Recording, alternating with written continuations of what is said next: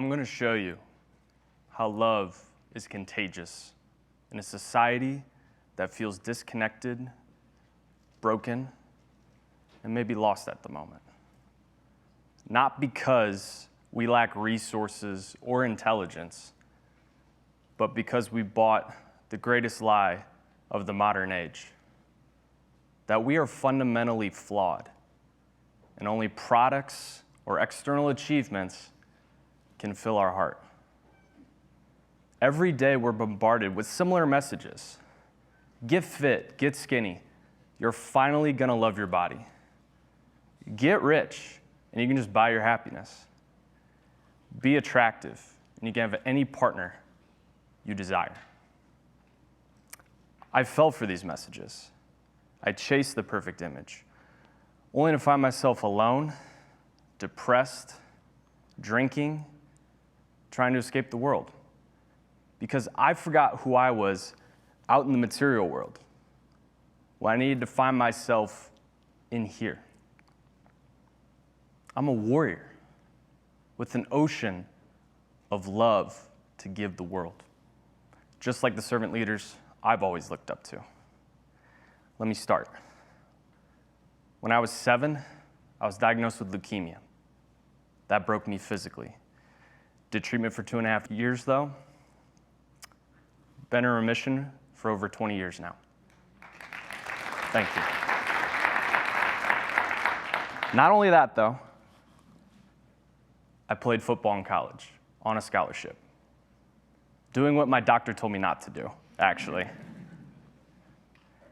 When I was 12, I was bullied very severely, thinking I wish I was never born.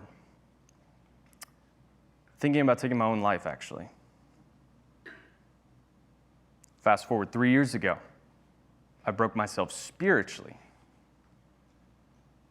because I left a relationship to someone I thought I wanted to marry, even tried to work through her cheating on me. I was in the relationship so I could have the kids and the marriage and the perfect image. No. And I realized something. These moments, they suck. Truly suck. But they taught me love isn't just healing. It's transformative. I had to make one simple choice to become love. Not just to feel it, but to embody it. That's accepting myself for who I am as Cooper, not what others wanted me to be. And in that, I came to this realization. Love is a frequency, and it's contagious. You ever walked into a room and you felt someone's presence? The Gen Z kids, they call it aura. I call it emotional embodiment. And David Hawkins wrote a book about this, meaning consciousness having emotions and energetic ties between the two. Started researching. The HeartMath Institute did studies. Our heart has an electromagnetic frequency. When we enter sustained love or appreciation, that heartbeat becomes smooth and orderly. That coherence can trigger the coherence of everyone around you. Because UC Davis did a study that I found, and we have mirror neurons that reflect each other emotionally. Like the mirror that tells you you're beautiful every single day physically, we can tell each other we're very beautiful emotionally. Choosing love, it's not just moral. It's a biological strategy. And I have the formula, the frequency formula. Came up with it all myself. AAT, attune. Your subconscious does not believe what's real. It believes what's familiar. Take I am unlovable, for example. That was the limiting belief I had. Being bullied, cancer, being cheated on in relationships. But I held space. I meditated, visualized those traumatic moments, gave myself the love and care I deserved. Boom. New mindset. I am worthy of love. And people started treating me differently, not because I changed my appearance. I didn't change the drip. I changed the energy I was broadcasting, which leads to step 2, amplify. Love is a physical state you can activate. Breath work is a common modality. When you take a deep breath in and exhale, you stimulate that vagus nerve. Enter rest and repair mode. Pair that with gratitude statements, you're in the love frequency pretty quickly. So the next time someone cuts you off in traffic, you want to lay on the horn, you want to get mad, take a few breaths. Show some gratitude. It's all going to be okay. 9 times out of 10, your reaction is going to be more rational if you just breathe. Step 3. This is the easiest step. Transmit. Love is not meant to be private. Don't know where that came from. Love is meant to be shared, and you're the tuning forks. And you can transmit that love with your purpose. And we have multiple purposes, but for this conversation, let's just talk about work. Your job, your business. When you love what you do, people don't see your skill, they feel your devotion. Think of the greatest of all time. I'll just use music. The greatest musicians, you remember the sounds that you've never heard before. Because musicians that are the greats loved making music. It didn't matter if they were rich or they were poor, because usually they come from nothing.